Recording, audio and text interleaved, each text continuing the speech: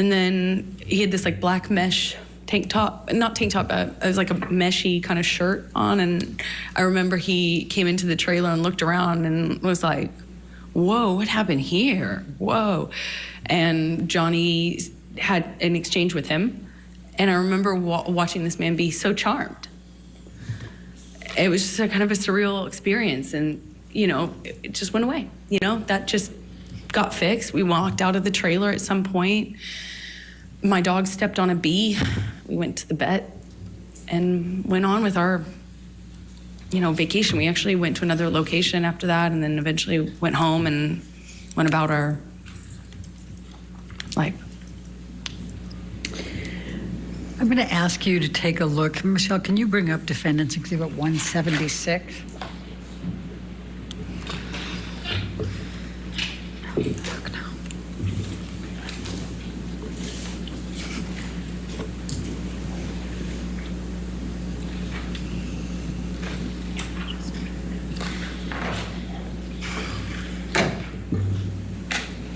So Hicksville was in May of 2013. Did there come a time that you wrote an email? Objection, leading, and hearsay, Your Honor. May we approach? All right.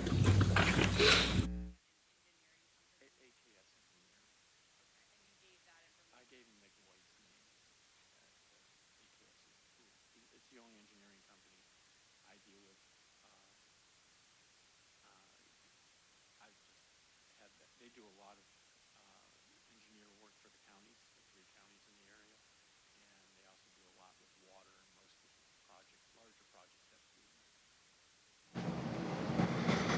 So another sidebar, there have been a number of sidebars today. A lot of people wondering why there are so many. A lot of issues come up when folks are testifying. Some of this stuff probably could have been worked out before trial, but again, part of the objections are to stem some of the flow of the direct examination. I think it's fair to say, at least from my point of view, that she's been doing a fairly decent job. Let me get another, actually it looks like it's over, so let's get back into the court. In June 2013, how were you feeling about your relationship with Mr. Depp? May we have the exhibit taken away from... Sure. Thank you. By June, I was so torn. I was so in love with this person because when it was good, it was so good. You've never felt love like that. At least that's how it felt. So much. I felt like he recognized me and I recognized him, and there was just something there that he was the love of my life.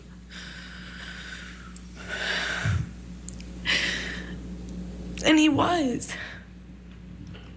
He was, but he was also this other thing. He was also this other thing. And that other thing was awful, awful thing that would come out and take over, and it was, you couldn't see the Johnny I loved underneath it. It was this other thing. And no one told him, no one was honest with him, no one, you know, he'd pass out in his own vomit, he'd lose control of his body, his, you know, he'd lose control, and everyone would clean up after him. I cleaned up after him. I mean, this man lost control of his bowels, and I cleaned up after him. His security cleaned up after him, changed his pants in front of me. He would pass out in his own sick. You know, and then he'd walk around saying he didn't have a problem. Until he did. Until he couldn't support it anymore, and he'd get clean and he'd get sober, and then he was this thing again. This thing that made me feel so loved, that made me feel like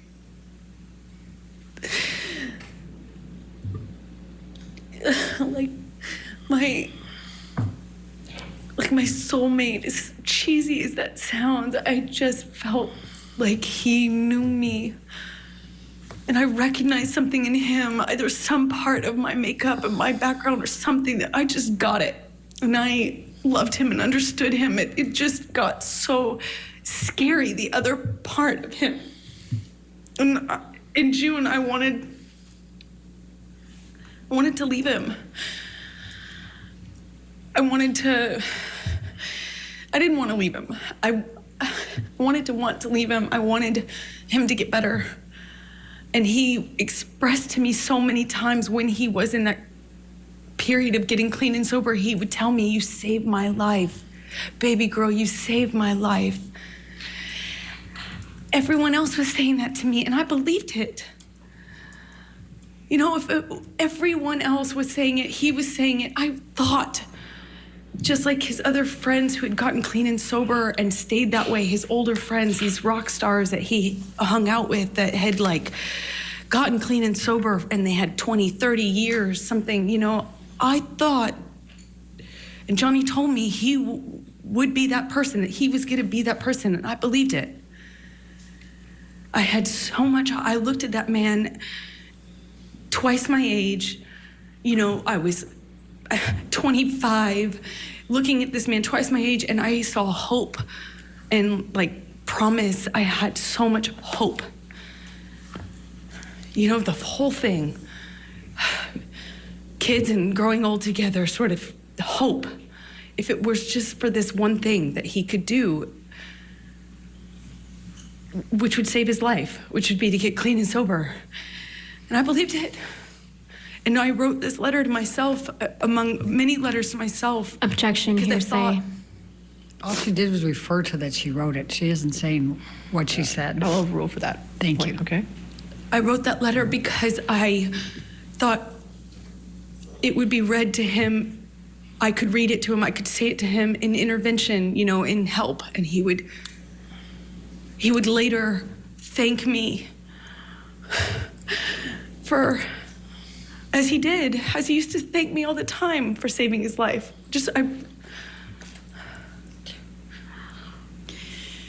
Did there come a time later in June that you finally met Johnny's kids?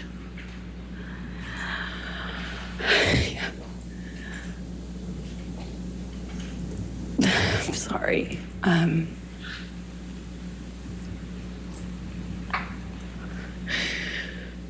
Yeah, I finally met them in the summer of 2013. I had been with Johnny for over a year, maybe like a year and a half at this point, is my best guess. And I was dying to meet them, you know, dying to get to know these kids. I felt like I knew them already. I had his daughters, and Jack's, both of his kids' art on my fridge, and I had never even met them. You know, Johnny had brought them over one day and kindly given them to me, and I had them up on my fridge because I felt like I knew them, just how much he talked about them. And I finally got to meet them at the Lone Ranger premiere at Disneyland, summer 2013. So then I'm going to jump to, and it's not much of a jump, to June 26, 2013. There was a plane ride to Russia with Johnny. Do you recall that? Yes. Well, tell the jury about that particular event. Well, that was the first and last time I ever decided it would be a decent idea to do drugs with Johnny. I did MDMA with him on the plane, which was as stupid as it may sound. I just had never, I was very against, obviously the cocaine had been a problem. I was very much against him using cocaine. I was against the drinking, supportive of the sobriety, but I'm 26 maybe, ish. And I wanted, I had never heard of anyone making MDMA like what I had done MDMA before. I thought it's a lovey drug. It's it's like I never knew anyone to get violent on it. And, I thought, well, this is a relatively contained environment. Maybe this will be different. Maybe I can be a good cop and be part of the, I don't have to be the lesbian counselor all the time, as you would say. I can maybe be the fun girlfriend. And I learned the hard way that was not happening. So what happened? Well, we took MDMA. I took a capsule. It's like a powder in a capsule. I took a capsule, and Johnny took several. I didn't count, but it's very different when you see someone take one versus a handful of something. But nothing seemed to set any alarm bells off, and things were going fine until the flight attendant got involved. The flight attendant came by, was engaging with us. I don't think that they're really, it felt like it was before the effects of the drug took over. So it was relatively quick, soon after we first took our dose. All right, we're going to take a quick break. We're going to pause right here. We're going to pick it right up where we left off. But here's the thing. You're hearing a lot of testimony about abuse from Amber Heard. Johnny Depp told this jury straightforward, I've never abused anyone but myself in my life. Somebody's lying, all right? All right, when we come back, we're going to go back into the courtroom for more testimony of Amber Heard, so keep it right here on Court TV. Join Calibrate.com.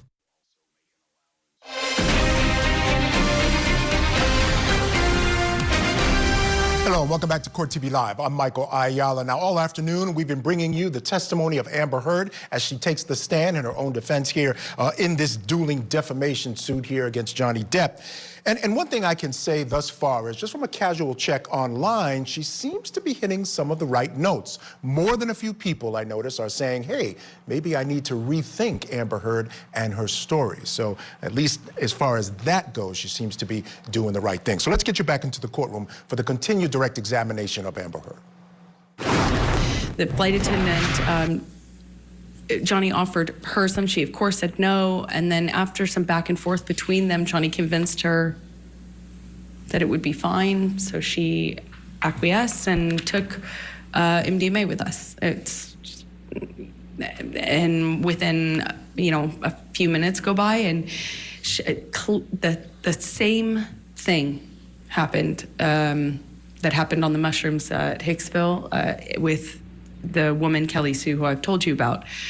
Flight attendant got friendly with me, but just friendly, just like MDMA friendly, was kind of, I'm a woman, he's a man, so she was naturally, I think, more comfortable with me physically. She kind of leaned into me and kind of sat on the arm of the chair I was sitting in. I mean, after all, she's on drugs, and Johnny grabs her hand and tells her not to touch me, and she kind of reacts in a way like she's defending herself and was trying to clarify. And he grabbed her by the wrist and slammed it down on the table and told her he could break her wrist. And I remember thinking, I've heard this before. And that was a pattern that would repeat itself a few times. These things would happen in these kind of cycles where there'd be a certain element that would get filtered for a while, whether it's an accusation or a gesture, and that would be the thing that he looped on. I called it loops. And he grabs her wrist and he tells her he could break her wrist. She cries instantly, denies it, is so apologetic. Eventually he lets go. She goes to the front of the plane where the flight attendant normally hangs out, and the doors close, and I don't see her much of that whole flight. We land in Russia, and I don't really remember, I don't recall any violence on the plane between Johnny and I, but I remember feeling this tension because I was wondering when it was gonna aim at me. because he had this particular thing about, well, at the time I understood he had a particular thing, a sensitivity about me and women, because I had a female partner. So I was feeling nervous, anxious, and I remember we had a very quiet ride, at least I didn't say anything, to the ride to the hotel. And almost as soon as we get into the hotel room, Johnny's accusing me of effectively having engaged that, caused that. I, of course, deny it, point out what I thought was obvious, that, you know, like we'd given her drugs, you know, wasn't an affair, wasn't, you know, and I'm trying to argue and defend myself at the same time. And at one point, Johnny just shoves me, like, I mean, just shoves me hard. And I fall back onto this glass table. I catch myself on the table. I don't know how some furniture got knocked around. There was a, you know, I'm trying to stand up for myself. I'm trying to stand up, literally. I'm not, you know, at this point, I don't even try to hit back or try to run. I'm in this hotel room trying to do my best to fight mostly the verbal accusations, but also I try to stay on my feet, you know. At some point, Johnny whacks me in the face. And I don't remember feeling pain or like awareness of my nose or anything. I don't remember thinking that. I remember kind of crying and feeling, I went into the bathroom and I wanted him to have I just remember wanting him to realize what had happened. I wanted him to kind of snap out of it. I wanted him to care. I wanted him to realize what was going on, because a big part of this, I felt like he wasn't aware. There was this sense that he didn't know what was going on. You know, again, I don't know how much of the drugs or alcohol is a part of this, but I remember crying. I came out at some point because I don't hear him in that room. I remember we had been arguing in the main room, but I went out to the hallway, which is where I presume he walked out, and his bodyguard, Jerry Judge, was in the hall. And I don't recall seeing Johnny in the hallway, but I remember seeing Jerry Judge, who gestured to my nose. Objection, hearsay. She's just saying gesture. He hasn't said anything yet. All right, gesture's fine. I'll overrule the objection. He gestures to my nose and holds out his handkerchief, like a cloth handkerchief. And I instantly felt really embarrassed. I felt ashamed. I don't know how else to describe it. I just felt like just really embarrassing. And I went inside the room. What, if any, You know, Johnny Depp's reactions are interesting as well. As you watch him, at times he's laughing sarcastically, he looks down, he doesn't really make eye contact at all with the witness stand. Let me bring in my guest, criminal defense attorney Joseph Tully. Joseph, I wanted to bring you in just to get another opinion as to how Amber Heard is doing on the stand and what we've seen this afternoon. Well, I think she's definitely making her points. I believe that even if not everybody is believing her, a very core fraction of the people, anytime you hear of a woman or anybody, you know, complaining of abuse, it's naturally going to get your attention. If he was on trial for domestic violence, would I think that the jury was going to convict him based on her testimony? No. I might think maybe a hung jury or something, but I don't think that her testimony would be enough to convince 12 people beyond a reasonable doubt.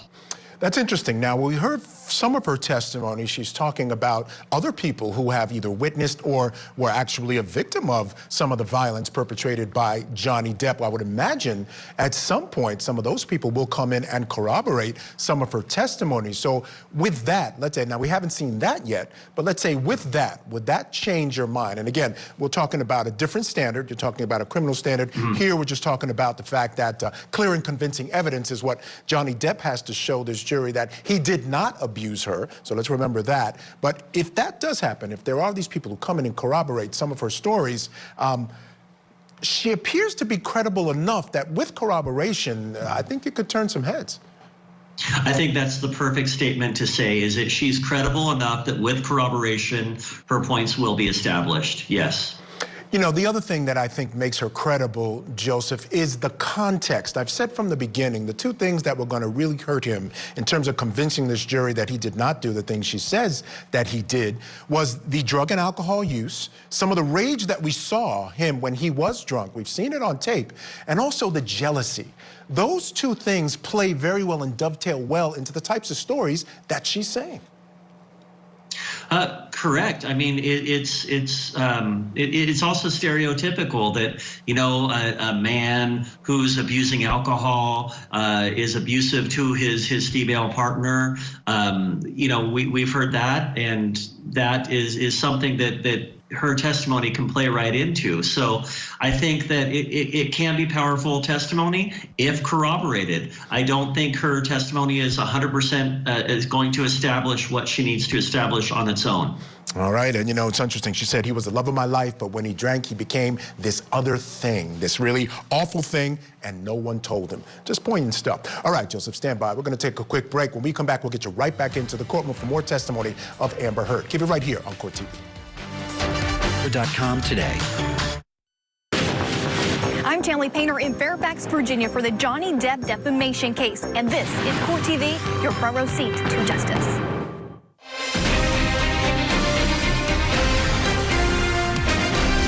Welcome back to Court TV Live. I'm Michael Ayala. Thank you so much for being with me this afternoon. You are the dream, kid. According to Amber Heard, those were the words that Depp used to describe her as she was chosen for the part of his love interest in the film The Rum Diary. Now, the reference was to her being the American dream, the woman who represented the essence of American beauty in the 50s. But it wouldn't be long before the dream became a nightmare, and their relationship, born on the movie set on the idyllic shores of the Caribbean, would be marred by drugs, alcohol, and intimate partner violence. But just who was the aggressor and who was the victim is at the heart of these dueling defamation suits between the two actors. And after having to sit through almost 2 weeks of testimony and 30 witnesses, it was finally Amber Heard's turn to take the stand and tell her story. We are continuing now with the testimony of Amber Heard on the stand on direct examination.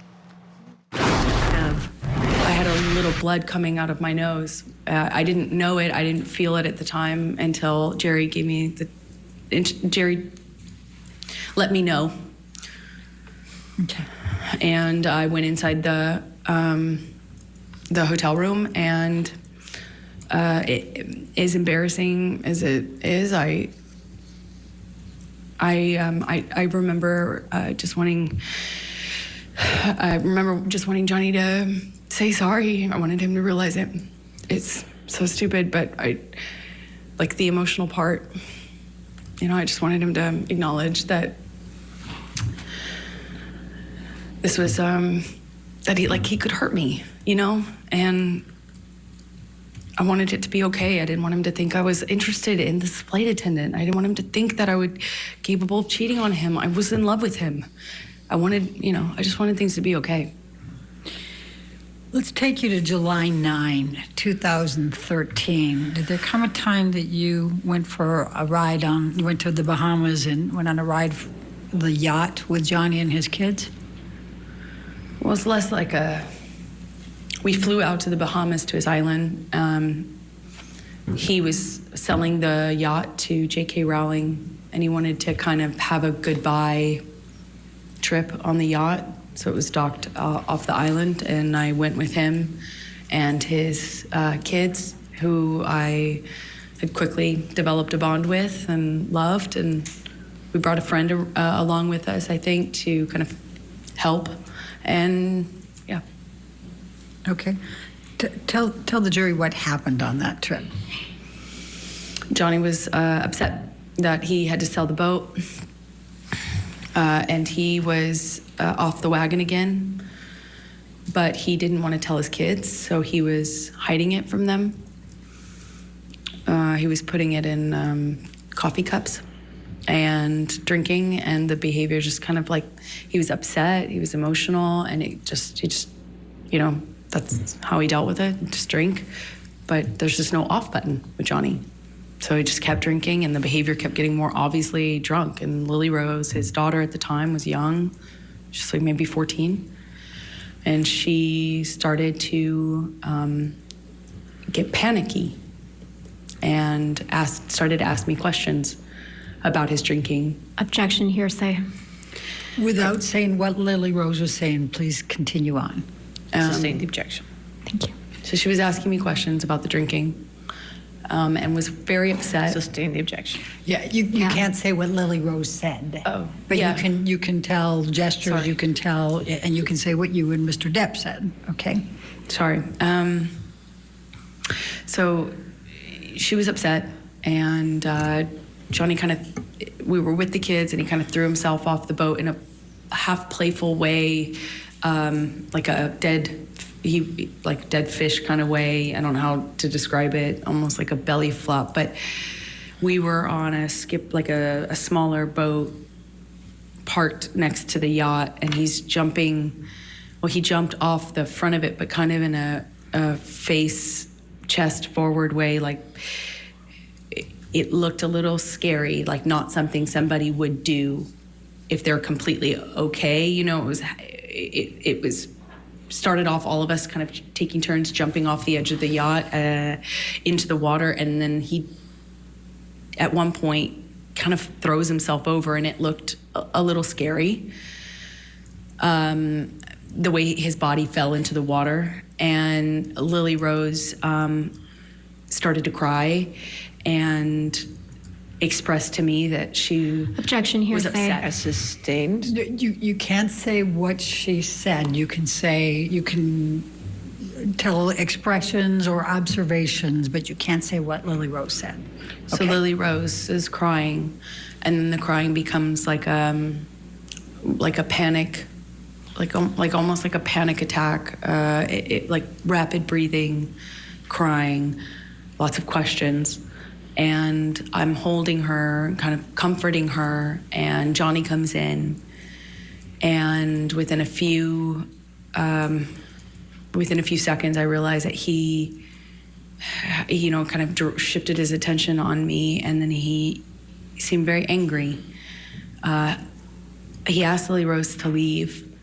Lily Rose leaves, looks at me, leaves, crying, and Johnny, I don't remember the words he used, but starts accusing me of kind of like telling on him and calling him, a drunk in front of his kids. I hadn't done that. I was actually trying to protect Johnny. It didn't feel like my place at all to share that with his daughter or anyone at the time, other than adults who might help with it, but not his kids. So I was trying to tell him, I was just trying to comfort her. I was trying to protect you.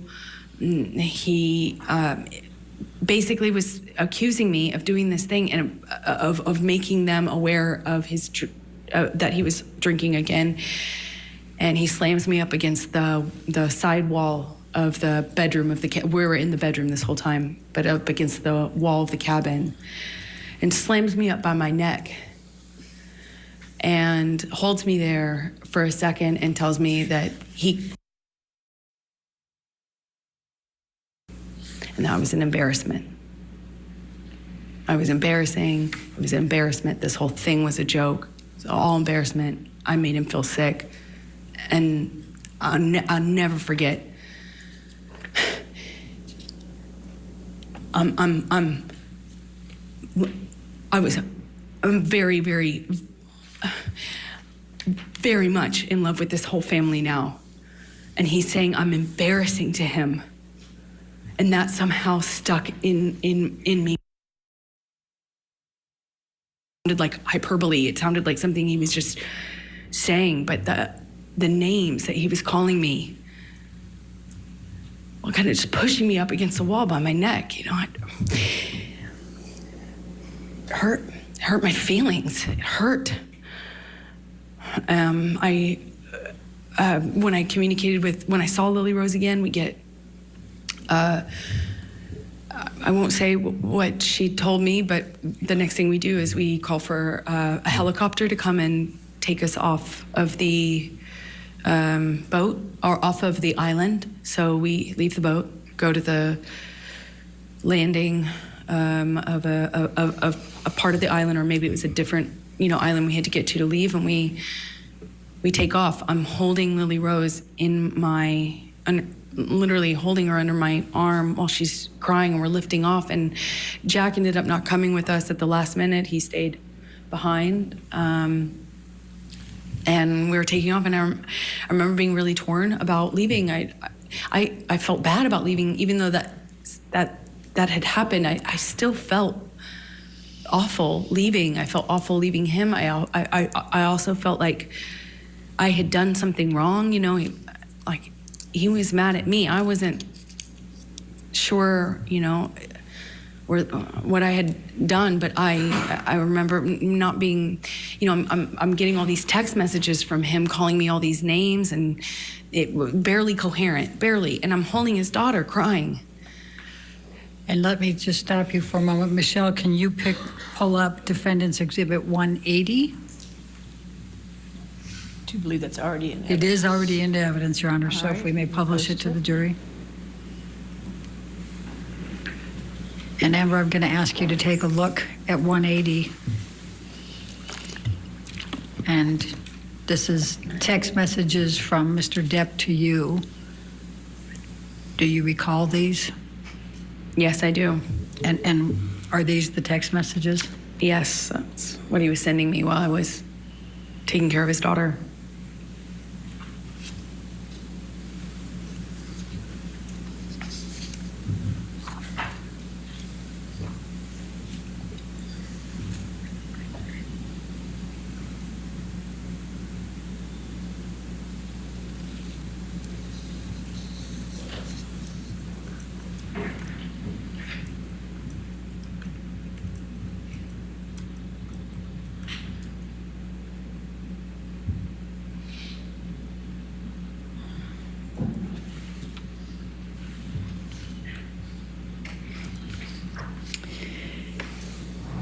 Your Honor, I'm about to go into another event. Should I keep going? I mean, that's fine if you think this is a good point to break for the day.